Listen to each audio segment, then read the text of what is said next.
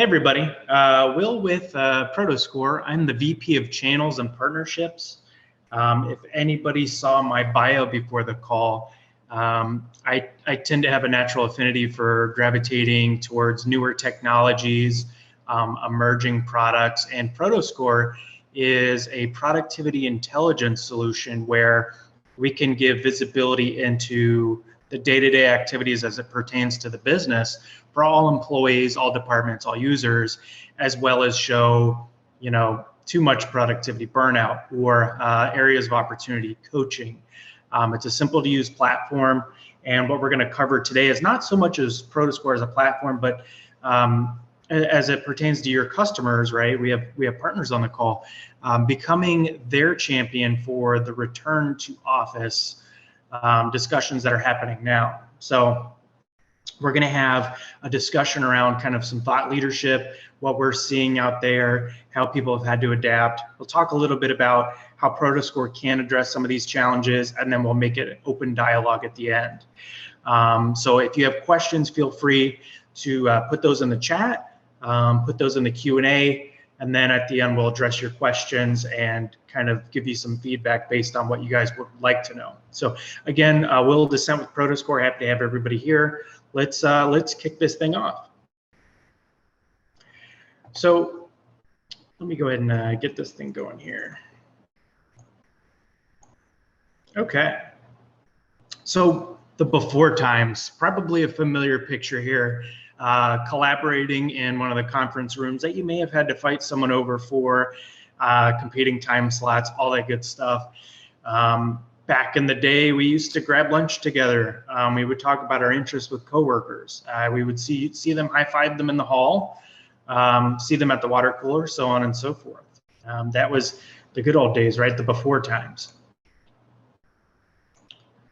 Now, I mean, if you thought about it, collaboration was different, right? You felt like you were part of the team in the office. You shared experiences in person.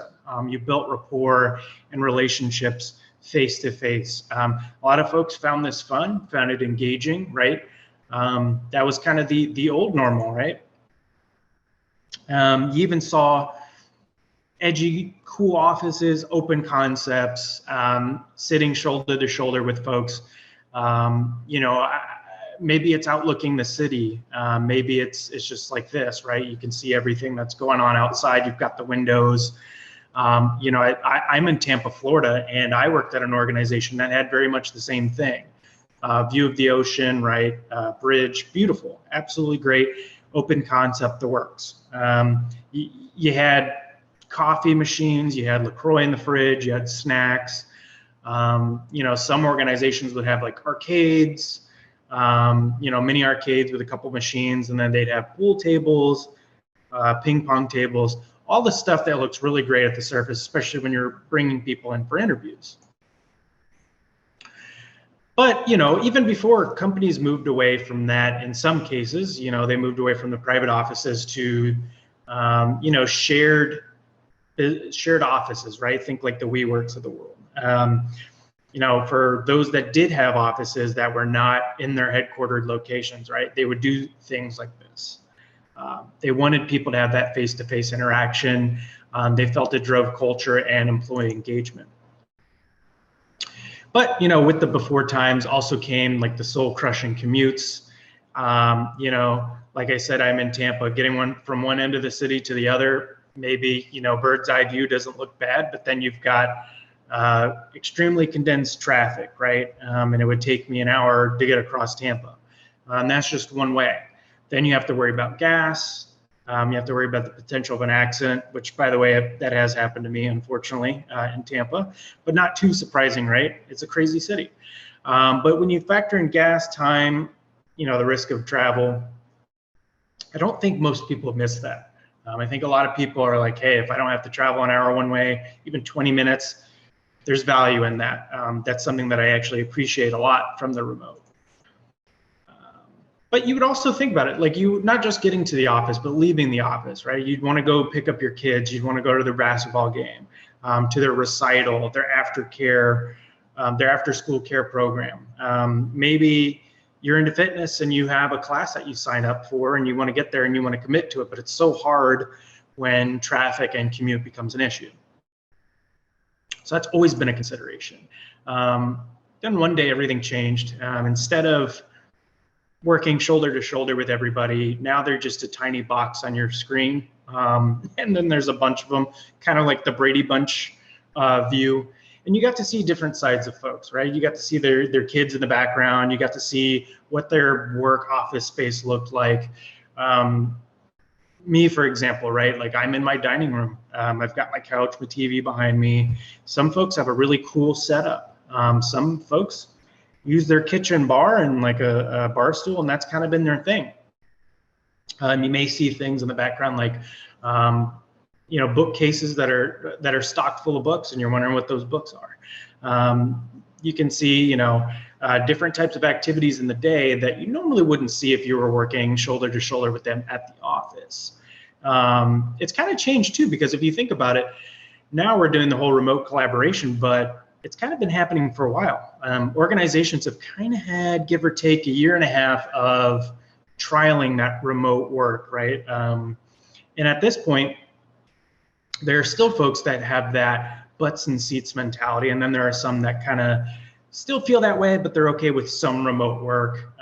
It's kind of changed the whole dynamic of how do we work together, right? And as you guys know, as partners, you've probably been talking to your customers about cloud tools ad nauseum for probably 5 to 10 years at this point, right? So this has drove that conversation as well.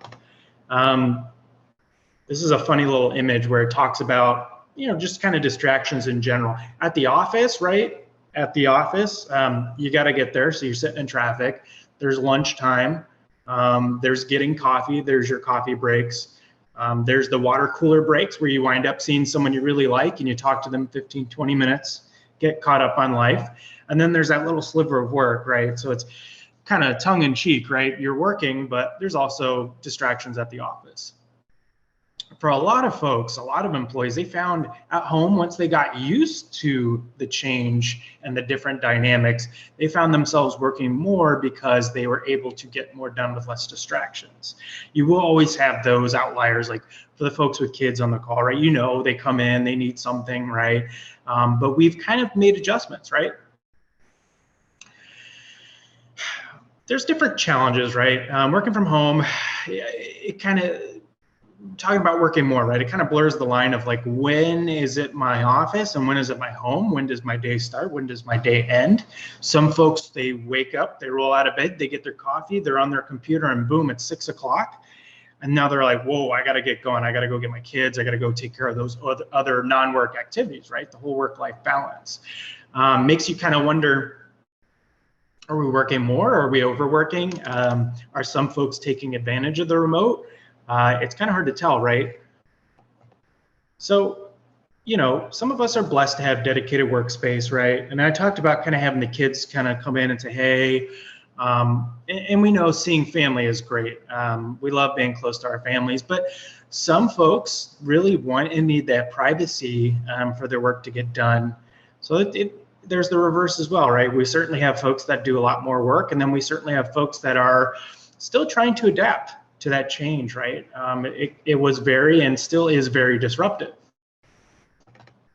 So taking it from a company perspective and not necessarily us as the individual employees, companies look at their P&L and they're kind of looking at office space as more of a liability, right? Like, hey, we've got all this expensive, nice office space where we've got the beautiful view of the city, got those ping pong tables, we got those arcades, all the snacks, but we don't really have people with butts and seats, right? We don't have folks back at the office. There's also these articles that come out left and right saying anywhere from 30 to 50% of folks, they don't want to go back to the office. And they say, if you make it a requirement, I will go work at a competitor or another opportunity where they allow remote work. So there's been some friction, right? That's on one hand. On the other hand, it's HR that says, hey, we get that, but to build culture, you have to be in person. So there's different schools of thoughts, right? There's the value of working remote, having the flexibility, and then there's the value of knowing people are in the office, feeling that like there's more collaboration, there's more getting done kind of thing.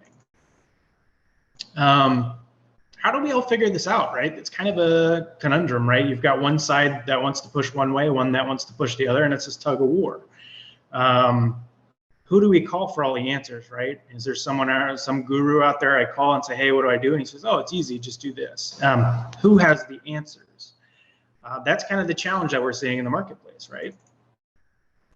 First thing that we would suggest, right, is come up with a plan. Have a strategic plan.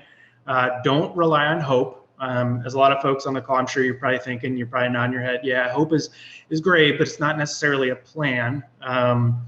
You know, and when you do have a plan, stick to it, right? So create a plan, work with the executive leadership to come up with one, and have everybody accountable to that plan, timelines and all.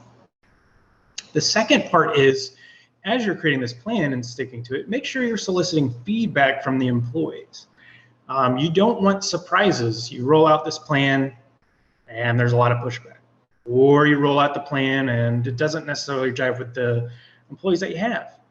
Maybe it has adverse effects on culture. Maybe it doesn't give them the flexibility they're looking for. Soliciting feedback, because it could be as easy as doing a Survey Monkey survey, right? 10 questions. That allows you to make changes to your plan. That allows you to be, you know, finger on the pulse with your employees. Microsoft CEO, Nadella, he's saying that this is the great paradox. Employees want to feel connected to their coworkers, but they still want the flexibility of being remote, right? So getting their feedback will help you build that plan much more effectively. And then the third part is you built your skeleton plan with timelines. You've gotten employee feedback. The next part is going to do the journey, right? Plot that path forward. You want something that is going to allow business continuity, productivity, accountability, but you also want to address what your employees want, right? Which is that flexibility. Keep that in mind, right, as you make that plan. Now, the last part is, and this is really critical, is be able to adapt. A good example of this is like modern GPSs that you have on your phone. They'll tell you, hey, there's an accident coming up. We found an alternate route. It's going to save you 5 minutes. Similarly, your plan needs to be the same way. We recommend doing surveys once a quarter, if not more, on employee engagement. What would they like to see different? That'll keep your finger on the pulse, and it'll allow you to stick to the plan but make adjustments as necessary. You wouldn't want to make a plan and then 6 months in, you haven't made any changes and it's not going as smoothly as you hope you would, or you're not moving as fast as you want to get through the plan, right? Have the ability to be adaptable, right? And so a lot of the folks on this call, right, our partners are kind of seeing, you know, first thing, COVID happened and people needed to go remote, right? So a lot of people had workstations at the office. Some had laptops, right? But now a lot of folks working from home, like myself included, I've got a laptop. So a lot of partners I know pushed for having the right hardware, the right tool for the job, the right cloud scenario, right? Maybe they needed Salesforce, Office 365, Zoom, right? We knew Zoom grew exponentially during COVID. You want to make sure you have the right tools for the right situation. Otherwise, you have blunt instruments and it's not going to get the job done. Think of it from a security perspective. Remote endpoint security, mobile device management, right? All these things to help make sure that not only are folks getting that flexibility that they want, but we're not forgetting about security. Same thing could be said about what Prodoscore does, right? We help employees become engaged. We find where strengths and weaknesses are from a productivity standpoint. We help people, you know, course correct if they're not on track, right? These are all important things for the business, right? And kind of think about it from the perspective of your customers, I guess, timeline, if you will. When COVID happened, the first thing was like, okay, need the hardware. Great, we got your remote. Well, we got to make some updates to our cloud, right? So that we can be continuous with our business. And now it's like, how do we keep engagement? How do we keep our folks from burning out? How do we encourage the folks that aren't maybe putting in the same amount of time and effort? How do we help those guys? So these are things to consider, right? You want to make sure you have the right tool for the right job. Now, a good, I think, analogy would be before a plane takes off, the pilot does a walk around. like a pre-flight walk around, and kind of before COVID, right, managers would do the walk around of the office, or they'd be going to one meeting or the other. They'd circle around, just make sure they're watching and making sure people are working. The engagement's there. They're seeing if people look upset, if they're bickering amongst themselves, that kind of stuff. It's a spot check, right? But not super detailed, right? But still, that was the strategy that they had. Now, once the pilot is in the cockpit, they have all the information they need to fly the plane to the destination. We kind of view Prodoscore as kind of that very informative, very granular, or high level, right, detail that you need and businesses need in order to make detailed, data-driven decisions, right? You don't want to fly blind, right? You want to make informed decisions. So kind of talking about, this whole change in workplace and all the friction it's created and all the confusion, right? I think it's important to know, who's talking about Prodoscore, but more importantly, kind of why. We're all familiar with these faces, right? These names, if you will. Wall Street, Forbes, Digital Journal, New York Post. They're not necessarily just pitching Prodoscore, right? And I don't want folks to feel that way on this call either, but it's the data that's valuable. It's the insight that we give. They're talking about that. We're the leaders in employee productivity data because of the way it's captured, which would be just business applications, right? Looking at the different types of quality and activities, right? These publications are talking about us because we offer what would be considered the truest indicator of engagement and productivity. To kind of add more on the data-driven discussion side. So this was actually a study done by Claremont Graduate University, and it's very eye-opening. It's very interesting. This is one of their most fascinating findings as it pertains to productivity. But 10% of workforces spend about an hour and a half a day doing actual productive work. And I know that's kind of like, whoa, that's not very productive. 10%, wow. Could be one guy on each team. It could be one department that's struggling. But before you have your second cup of coffee for the day, right? 10% of that workforce is done, right? And some leaders are aware, some are concerned, some don't have that visibility that they can leverage to kind of identify this. So I think this is one of the important data points. But really, if you think about it, employees want that flexibility. Employers want accountability. How do I ensure that 10% doesn't become 15%? What can I do to make the 10 a 2%? Employees are saying, hey, we would like flexibility, but we understand that you want accountability. And the whole challenge is that tug of war. And this has come from the whole competitive landscape of folks now, like competitors are offering remote work, and these organizations are like, wow, like we're playing tug of war, and these other people have kind of figured it out. Both are possible with visibility. Everybody's familiar with KPIs. Some folks do it based on projects completed, right? But they don't tell the whole story. They don't really show engagement. They don't always show will versus skill. There was kind of the old notion of, in the good old days, if you will, someone comes in at 8, they clock in and they leave at 5, and we assume, hey, they worked their full day. But we don't really know. And as things have changed and as remote has become a bigger part of the conversation, when people come back to the office, are they going to allow some level of remote work? If they're pushing for more remote, how do they ensure things are getting done in the manner that they expected before COVID, right? So visibility solves that challenge. What is productivity intelligence, and what is that in practice? It's not necessarily creating new, unique metrics that organizations have never used before, right? We're not looking to do that. We're looking to take the data that exists and provide it in a manner that's valuable and actionable to organizations. So with visibility, you can understand and visualize user behavior, how people spend their days. Are there trends that folks are doing at the top that are performing really well that we can mimic? Are people overworking? Are they going to be burned out? What happens when we lose our best people because we were whipping them too hard, right? That's stuff that you should know. Flexibility, right? Productivity intelligence absolutely allows flexibility. We've talked about Office 365. If you remember when 365 was a big push from Microsoft, work anywhere. And it's like, well, now it's really work anywhere, right? So that flexibility is there, whether it's remote, in office, a combination. You have a tool that allows that flexibility and you gain confidence. And the last part is accountability.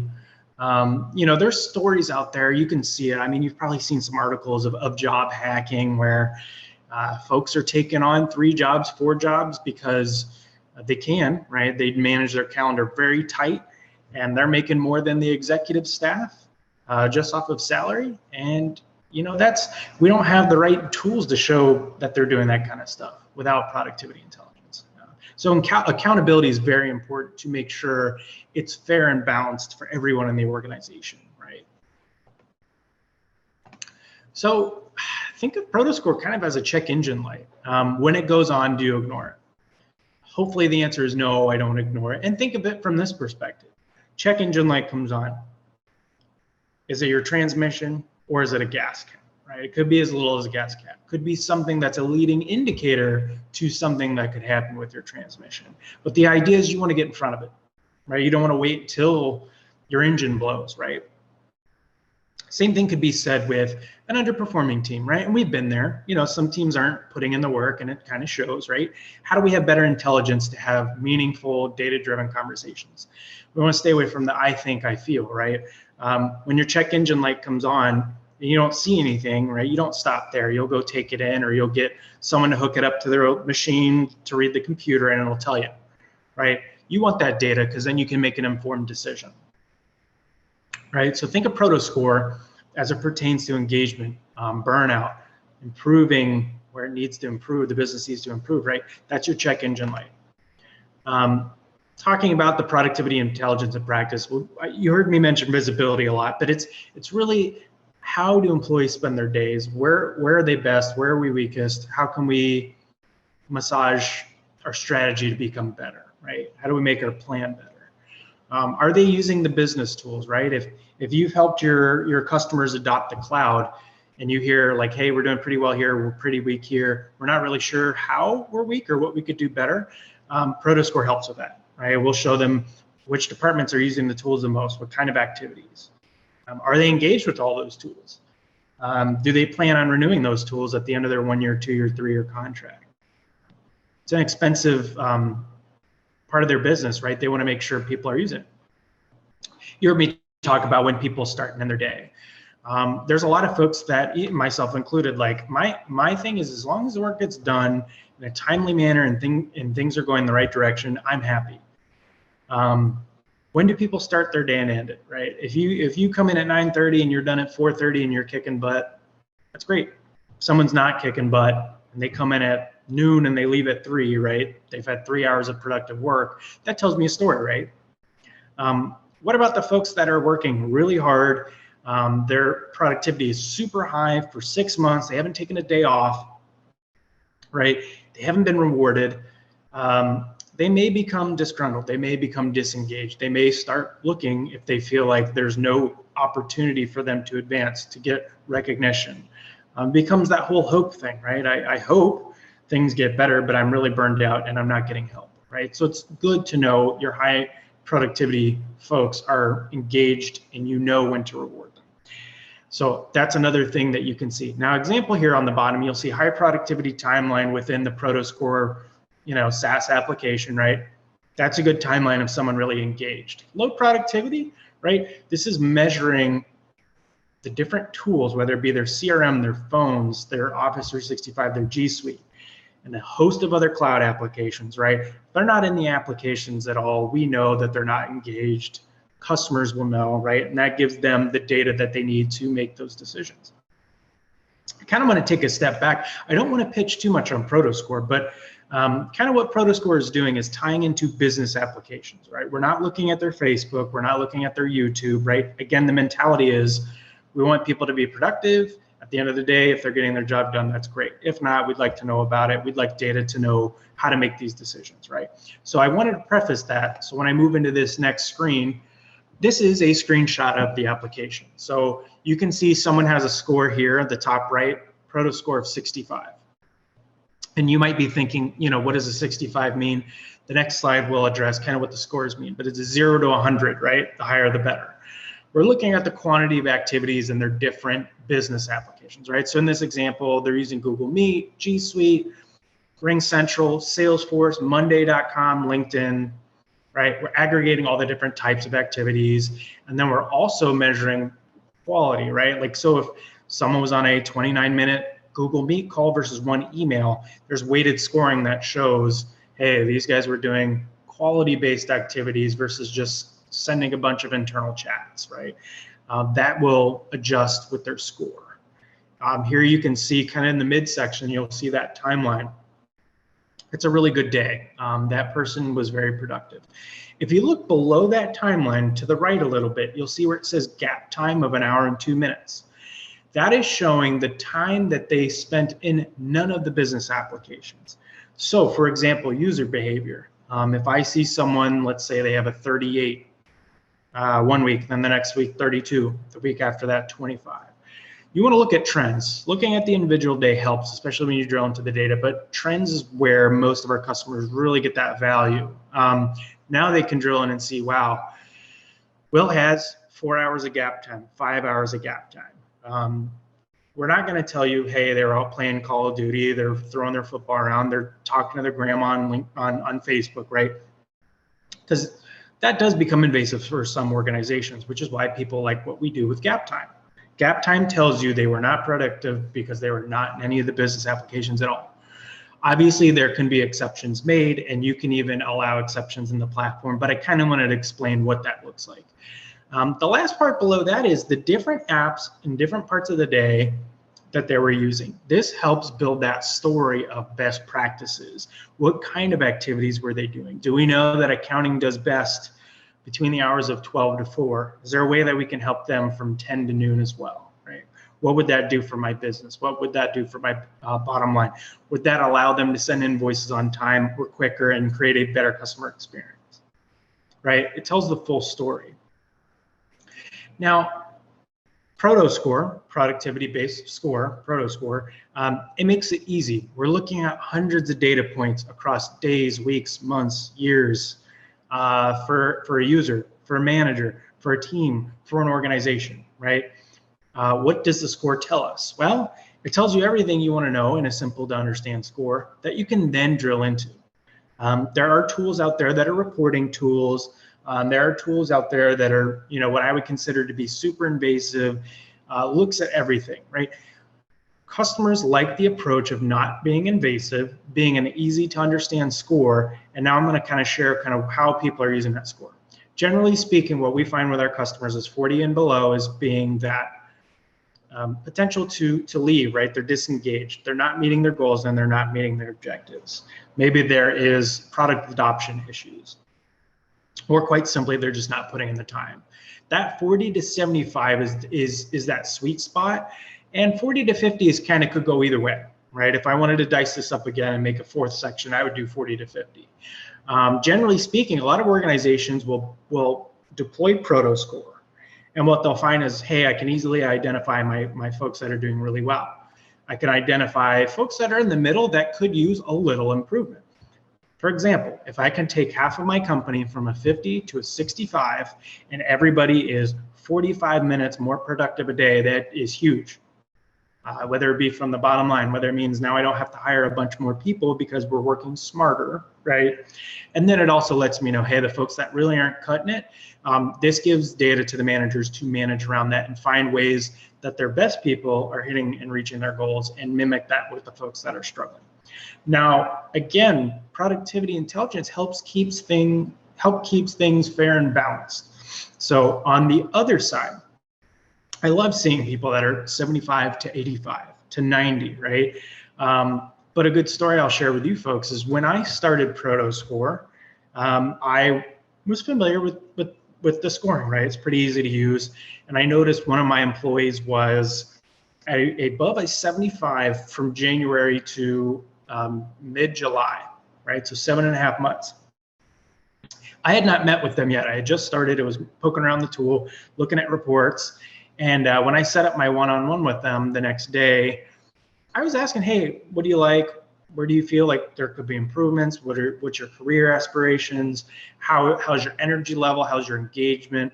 She was very bubbly. She was very kind. Like, I love it here. I'm doing great. I'm energized. I want to win.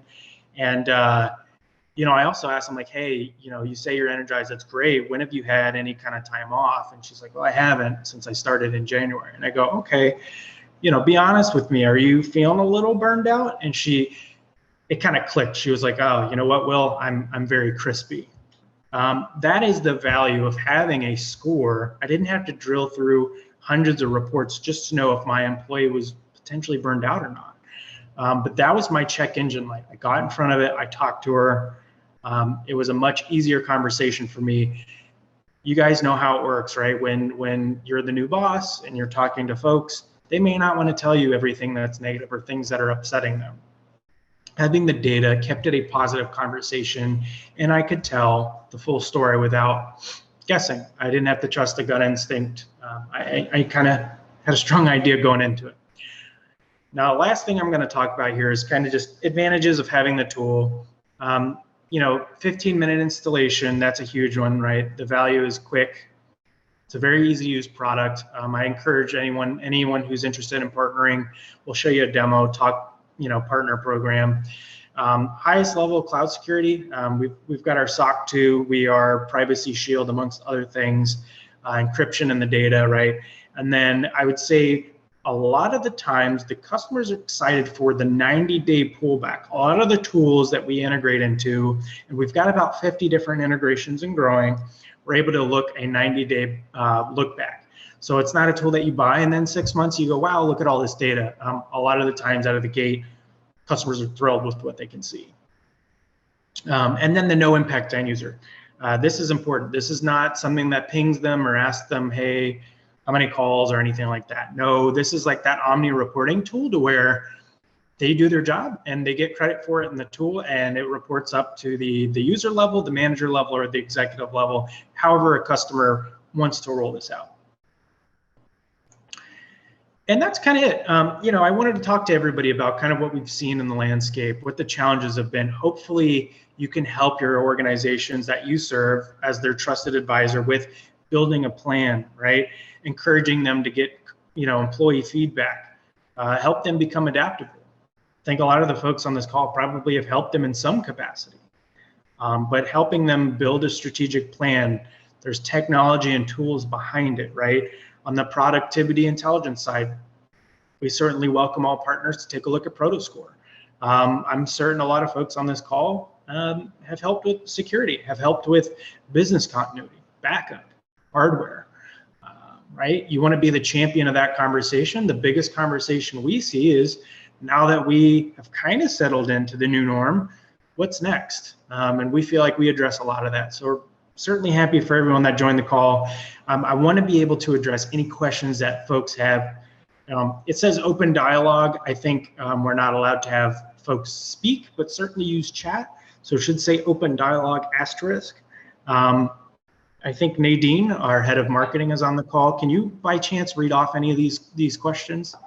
Yeah, absolutely. Thank you, Will, first of all. So yeah, just as a reminder to anybody on the call, if you have questions, please go ahead and type them into the Q&A or the chat box. We have a couple here. Okay, so first question, Will, do people think this is Big Brother? Yeah, so that's a good question. The short answer is there are tools. Well, I guess it's kind of a long answer, but there are a lot of tools out there where they are very invasive. They are looking at everything that they're doing. Keystroke logging, recording screens, screen capture. We don't do that. Again, I think I mentioned earlier, we don't want to know any private messages that they're sending on Facebook. And the reason why is it becomes an issue for employees. So I guess to answer that question, no, think of this as a reporting tool that aggregates all the different types of metrics that already exist, and we're quantifying it, we're qualifying it, we're doing it by department, by user to show trends. We're not creating new visibility into things that employees don't want their employers to know, such as that very invasive stuff. So for folks on the call who have customers that want the intelligence and don't want the invasiveness, Prodoscore is the route to go. Once people see what we're doing, they do not feel it's Big Brother. They feel like it is that Omni reporting tool that gives intelligence with the weighted scoring. So that's a good question. Thank you for that. What does pricing look like? Pricing. Okay. It does depend on size of organization, of course, but I would say the easiest way to share is like for small, mid-sized organizations, I wouldn't expect them to pay list price any higher than $30 per user per month. And kind of the way we look at that is kind of as we talked about with the change of going from the office to the remote scenario. At the high end, that's still cheaper than a desk. So, once you share that with customers, they're kind of like, hey, yeah, that sounds great. So that's a good question. Thank you for that. There's a question here about how the score is useful. This person is saying, what would I do with this information as a manager? Yeah, and that's great. So this prevents on the management side you from digging through reports, right? The number one thing our customers say is we love this score because it makes it easy. Yes, there's Power BI. Yes, there's pulling logs out of Salesforce. But having an easy score is where you want to start because that tells you where to focus your effort. Again, but if data just sits there, what value is it if it's just data? You want to make it actionable. So the score is going to be the indicator for when folks are either engaged and productive, when they're disengaged. The biggest value I would say is really in the trends. If you notice someone's at a 65 and in 3 weeks they go down to a 55, another 3 weeks they go to a 45. Now you want to drill it. Now you want to take a deeper dive into kind of how are they doing? What are they doing differently, right? What has kind of prevented them from being at the higher score? On the inverse, right? As a manager, you want to make sure that your coaching is effective. If you notice, like for example, me, I love using the tool because my folks are performing really well. I can say, wow, look at when they call, when they email, or different types of behaviors that they do that are super valuable. And then when I share it and coach my team on it, I notice in a week or two an upward trend. Now, if I don't, that tells me as a leader, my coaching didn't stick, right? There's something else that I should be doing.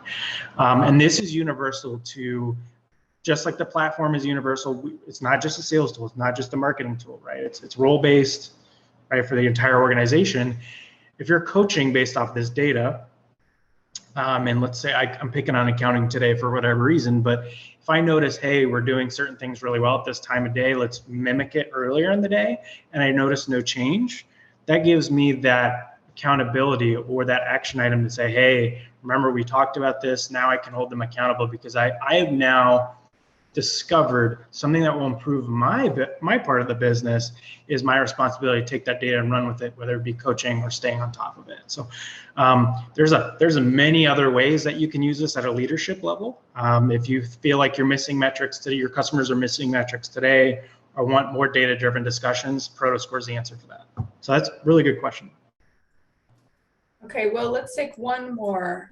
How do people roll this out? Yeah, so it really depends, right? So depending on the customer, you'll have folks that like to use that as that management tool with the data, with the coaching. And then you have some that will roll it out all the way out to the end user. They get their own end user view. It'll tell them their score, their trends, right? And compare them to their team specifically, just so where they stand, they know where they stand, as well as the company as a whole. I like the last approach because that's what we do here at Prodoscore. It allows folks that are doing really well to kind of feel validated that they're working really hard. They like that. I like that.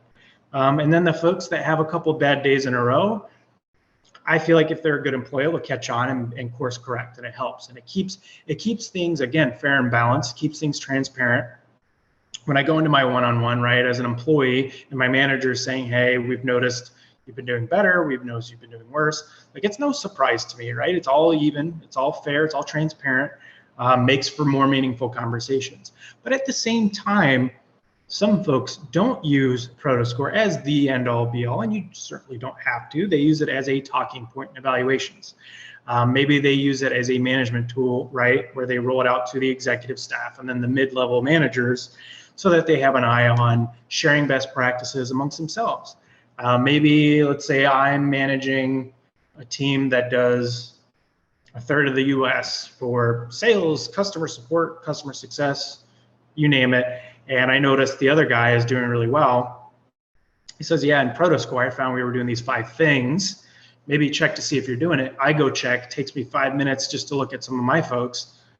And I go, wow, I'm doing 3 out of the 5, but those other 2 are going to be game changers for me.